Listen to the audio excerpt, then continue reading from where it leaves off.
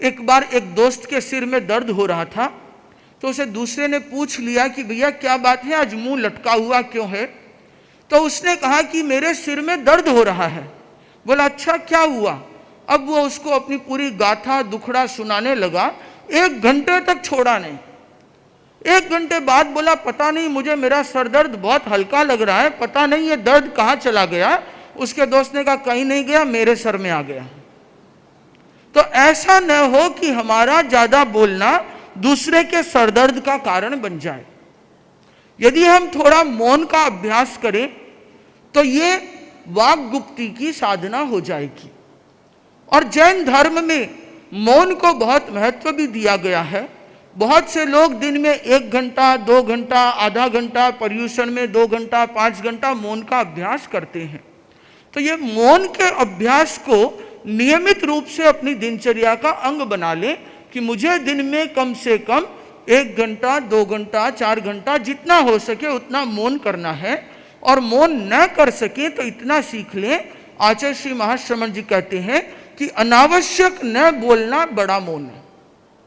कम से कम अनावश्यक न बोलें, जितनी जरूरत है सिर्फ उतना बोलें।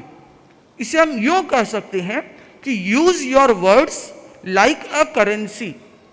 यदि आपके पास में मनी है, करेंसी है, तो आप उसे कैसे खर्च करते हैं?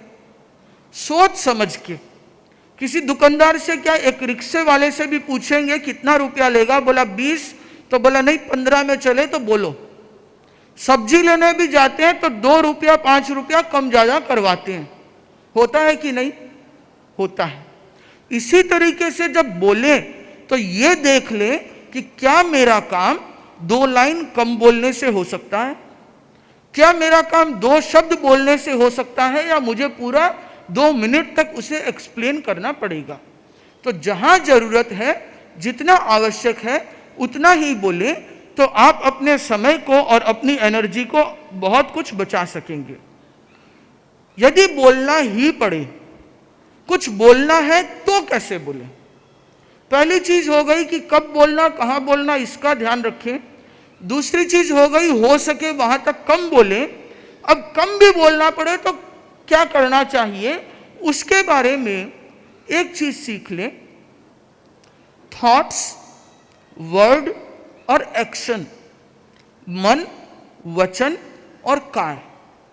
मन से हम चिंतन करते हैं, थॉट्स आते हैं।